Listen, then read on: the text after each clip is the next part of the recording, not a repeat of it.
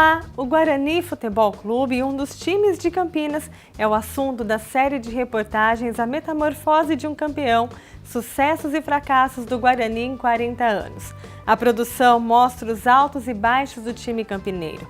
Também traz detalhes inéditos de 1978, o ano do título de campeão brasileiro, e de 2018, quando o clube voltou à primeira divisão do Campeonato Paulista.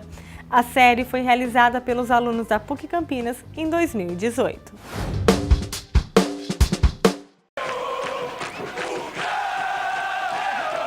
Vai fazer pé direito, bateu, é gol!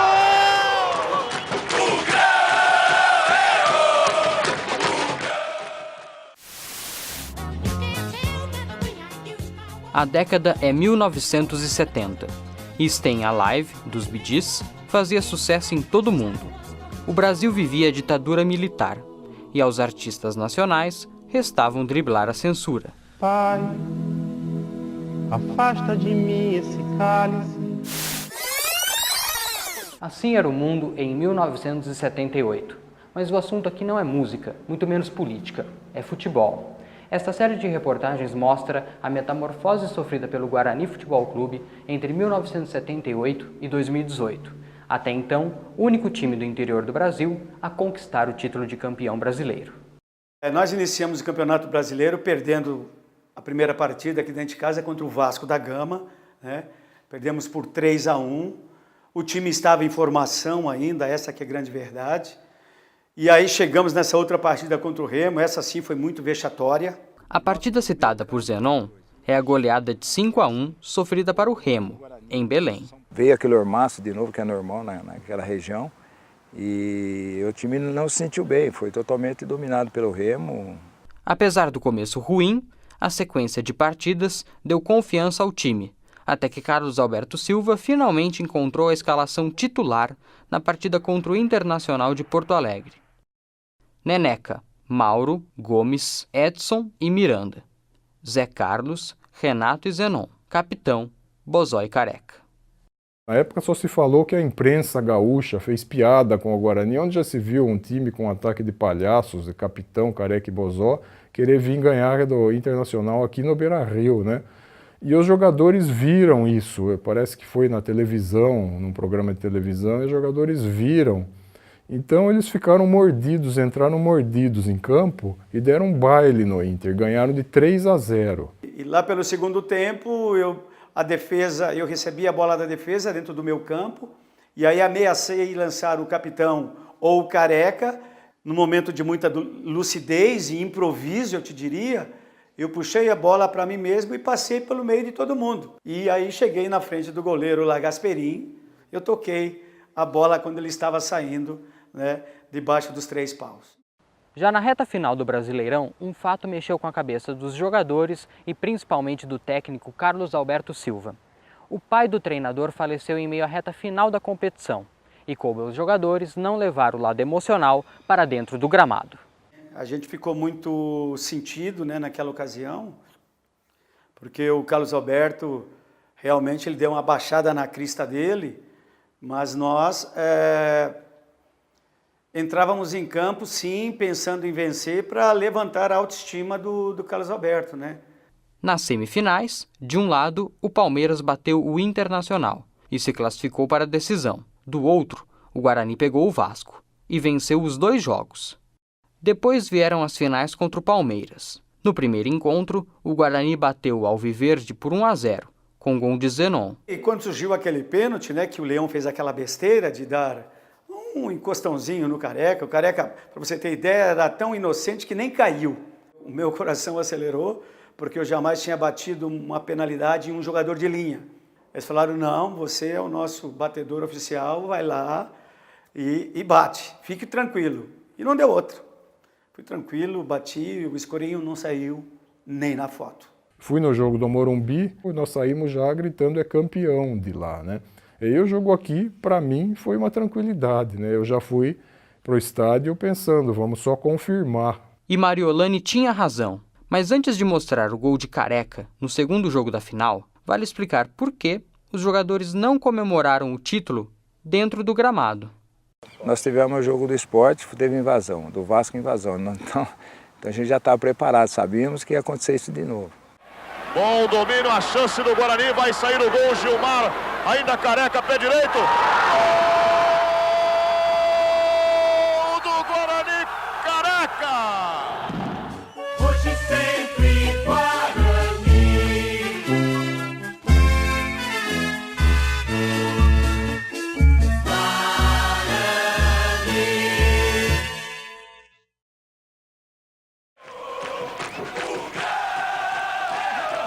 Vai fazer pé direito, bateu, é gol!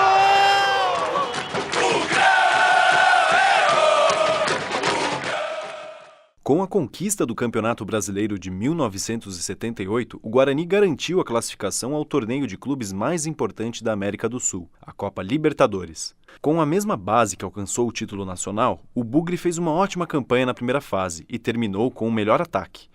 Apesar das boas atuações, o Guarani acabou decepcionando nas semifinais da competição e foi eliminado para o Olímpia do Paraguai. O sonho da conquista da América havia acabado. Após alguns anos sem sucesso, o Guarani voltou a se destacar no ano de 1986, quando chegou mais uma vez à final do Campeonato Brasileiro. Só que desta vez, a história não teve um final feliz para o Alviverde. O time que contava com Sérgio Neri, Marco Antônio, Ricardo Rocha, Gilson Jader e Zé Mário, Tozin, Barbieri e Boiadeiro, Chiquinho Carioca, Evair e João Paulo, teve trajetória impecável e chegou para disputar o título contra o São Paulo. Depois de arrancar um empate no primeiro jogo da decisão, disputado no Morumbi, o Bugre tinha tudo para conquistar o bicampeonato nacional, mas acabou derrotado nos pênaltis depois de empatar por 3-3 no tempo normal, decepcionando os torcedores que compareceram ao Brinco de Ouro. Mesmo 32 anos depois, 2 lances não saem da cabeça de João Paulo, um pênalti não marcado e o gol do empate tricolor no último minuto da prorrogação. É um assalto muito grande, é um jogo que eu nem gosto de ver, de relembrar na realidade.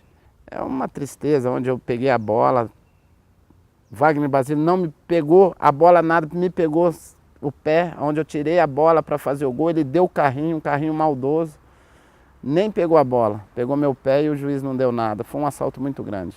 Esse jogo a gente fica triste, viu? Triste pelo como foi o jogo, pelo juiz e pelo gol que nós tomamos. Faltava 1 minuto para acabar da prorrogação. Mesmo com a traumática final no Campeonato Brasileiro de 1986, o Guarani conseguiu se reerguer e alcançou, no ano seguinte, o 2º vice-campeonato nacional. No entanto, o clube não conseguiu repetir as mesmas atuações em 1989 e acabou rebaixado à 2ª divisão. Apesar da queda, o Guarani entrou nos anos 90 embalado. O clube teve bons desempenhos no Campeonato Paulista e retornou à elite do futebol nacional.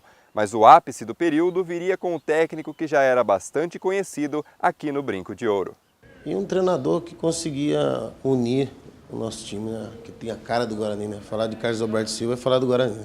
Campeão brasileiro em 78, Carlos Alberto Silva retornou ao Bugre em 94 para comandar a equipe no Nacional.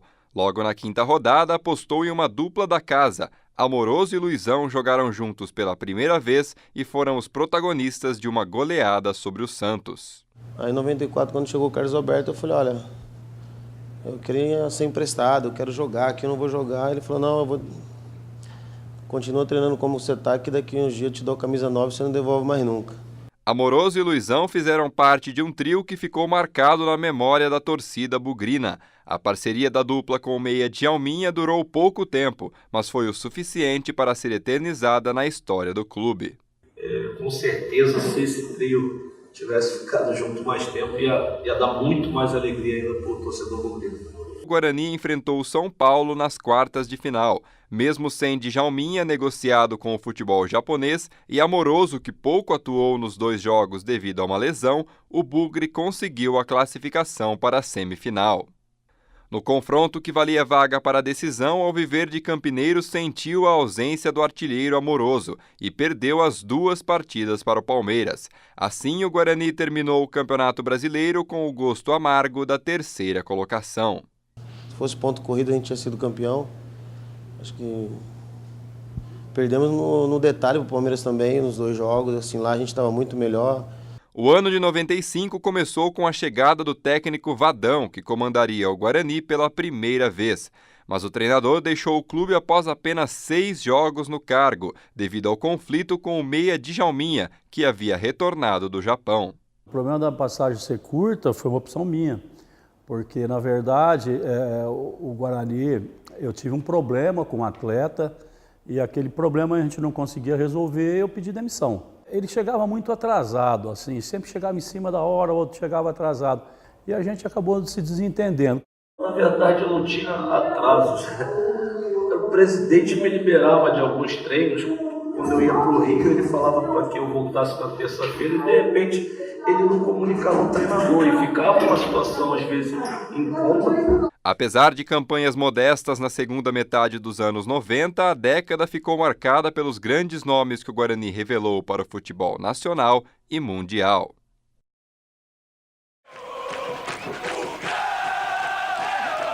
Vai fazer, pé direito, bateu, é gol!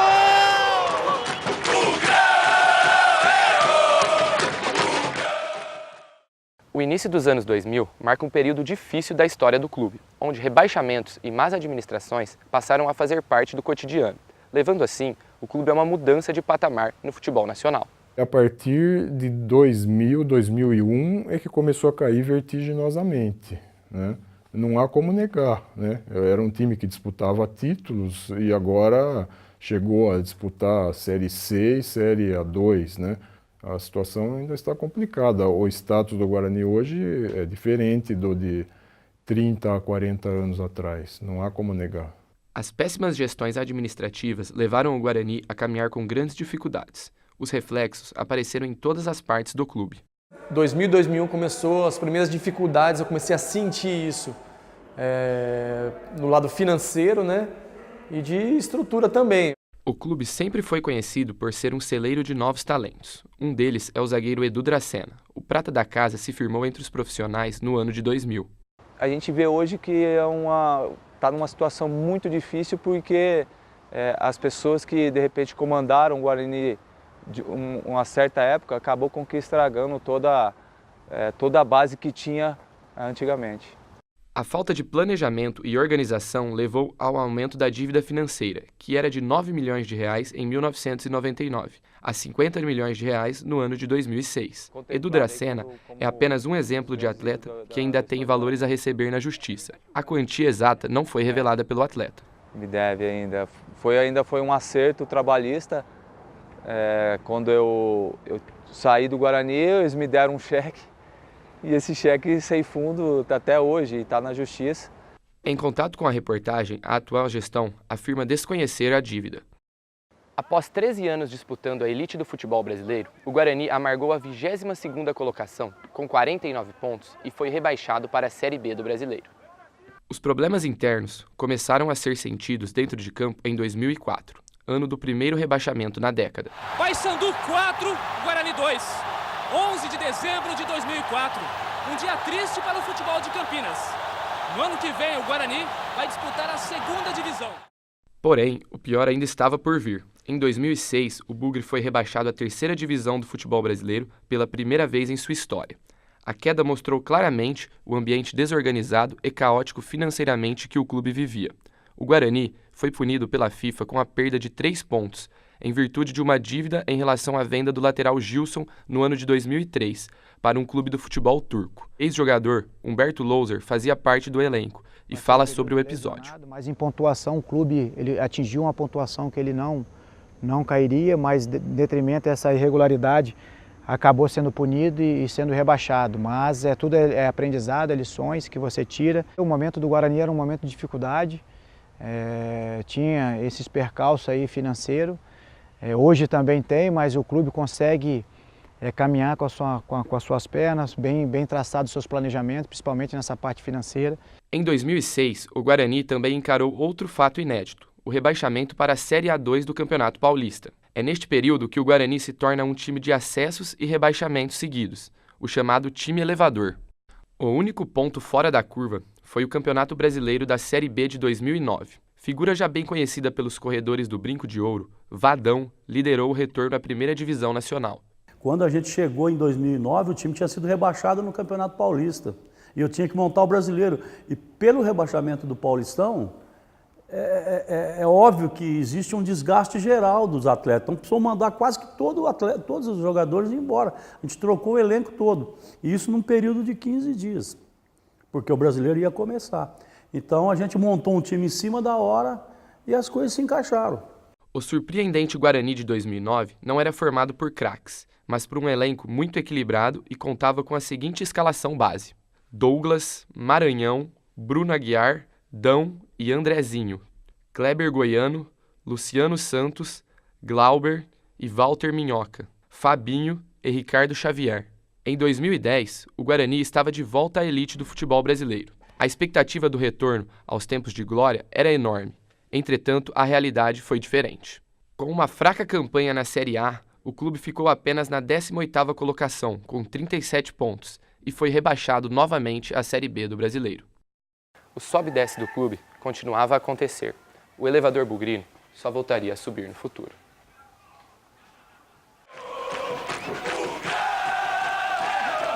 Vai fazer pé direito, bateu, é gol!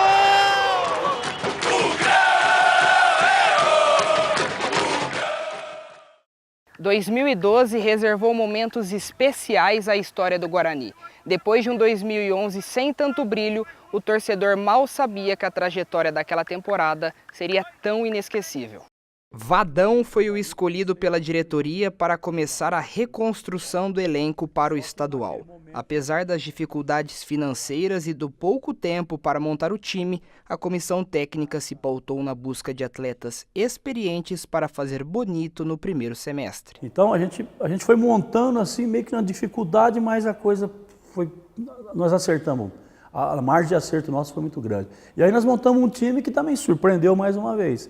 A escalação base do Bugre naquele ano tinha Emerson, Oziel, Domingos, Neto e Bruno Recife, Wellington Monteiro, Fábio Bahia, Danilo Sacramento e Fumagalli, Fabinho e Bruno Mendes. Nas quartas de final, o Guarani venceu o Palmeiras por 3-2. O destaque foi o gol olímpico de Fumagalli. Na semifinal veio a Ponte Preta, mas o torcedor bugrino, que imaginou Fumagalli como o herói da noite, o viu sair lesionado. Coube ao substituto Medina, que sequer seria relacionado, escrever um capítulo inesquecível. A Macaca vencia por 1-0, mas no segundo tempo, Fábio Bahia empatou. Depois vieram os gols do camisa 16, eternizados na memória do jogador. Fabinho saiu, lançou a bola de lá pro Danilo Sacramento aqui na direita. Danilo carregou, isso eu vindo sair do meio. Na marca do pênalti, assim, Danilo rolou para trás e eu cheguei chapando de direita. Esse foi a virada de 2-1. E o terceiro, que foi de cabeça, o Recife cobrou um lateral, Bruno Recife, eu toquei pro meio e a bola rolou, Danilo tocou pro Oziel e eu corri pro segundo pau. Aí o Oziel cruzou. E no segundo pau subi mais alto que o lateral e cabeceei pro chão. Esse foi o terceiro. Na final, o Santos e 2 derrotas, 3-0 e 4-2. A gente poderia ter tido uma sorte melhor, mas o Santos era melhor, sim, indiscutivelmente. O vice paulista foi o último bom momento antes de anos difíceis que estavam por vir. Em crise financeira, o Brinco de Ouro acabou arrematado em leilão. Dentro de campo, o Bugre amargou 4 temporadas consecutivas na Série C.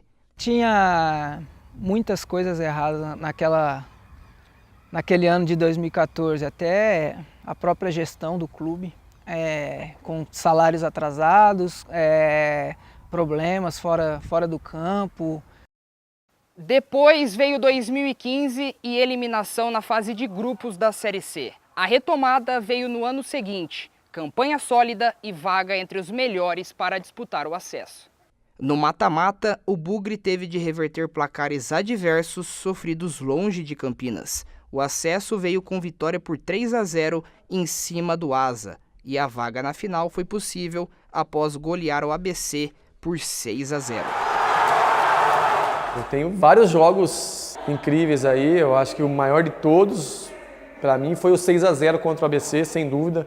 Fiz 3 gols no jogo, dei uma assistência, a gente reverteu um resultado improvável de 4-0, conseguimos fazer 6-0 no ABC aqui, eu com 39 anos já. E assim, um resultado que ninguém acreditava mais. Em 2018, o Guarani não bateu na trave como em 2017. Se antes o time fracassou em todas as competições, a nova temporada trouxe o acesso à primeira divisão do Paulista em vitória por 1-0 sobre o 15 de Piracicaba. A gente à frente conseguiu esse objetivo de classificar, fazendo uma campanha muito positiva, com o melhor ataque e coroando com acesso e esse título que levou o Guarani novamente para a Copa do Brasil, no qual também tinha tempo que não disputava. O Guarani, ele é uma constante metamorfose, constante. Nós conseguimos nesse período intercalar grandes campeonatos e grandes conquistas com rebaixamentos ridículos. Em períodos grandes, assim, de 30 anos, acontecem modificações.